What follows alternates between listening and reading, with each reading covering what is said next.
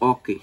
So, let's down from the part 2 of our series for our review and Fab M1 for the fourth quarter. So, I write the word debit or credit that corresponds to their correct normal balances.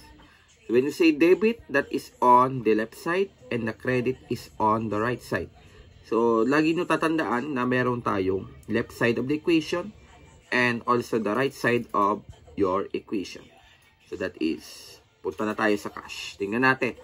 Yung cash, sa tingin nyo, ano kaya siya? Therefore, siya ay classified as asset. Kaya ilalagay mo siya saan? Debit or credit? Siya ay debit. Okay.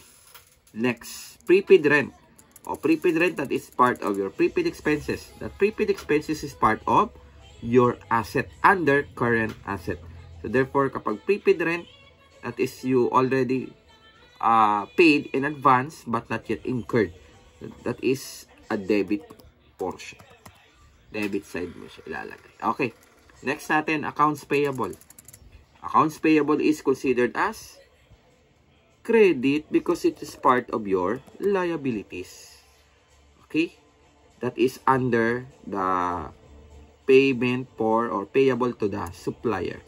Magbabayad ka ng utang mo kay supplier. Okay, next. Salaries expense.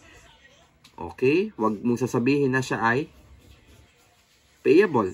Siya ay under expense. Kaya, masasabi mo lang part siya ng accrued expense kapag siya ay salaries payable. Kapag salaries expense, that is typically a nominal account. So, therefore, siya ay expense account. So, under siya ng debit. Okay. Next, fees earned from tuition. So, that is kumita ka from your tuition.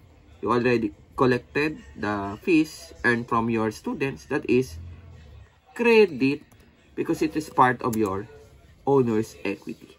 So, pag nagko-compute kayo ng net income, that is revenue muna. Then, less expense bago mag net income. Okay? O, next, mortgage payable.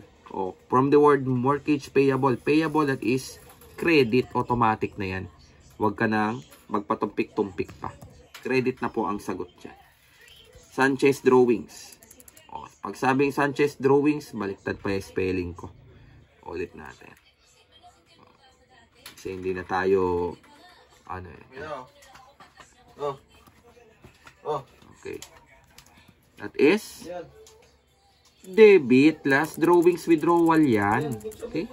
That is a debit side of the equation. Okay, service vehicle. That is part of asset. Therefore, it is debit side. Okay, next. Building. A building is considered as asset. Therefore, siya ay debit. Land. O class, land. Ang land, lupa. So, therefore, hindi naman siya liabilities dahil hindi naman siya utang. Siya ay asset mo. Nag-bring sa'yo ng future economic benefit. That is part of your debit side of the equation. Okay?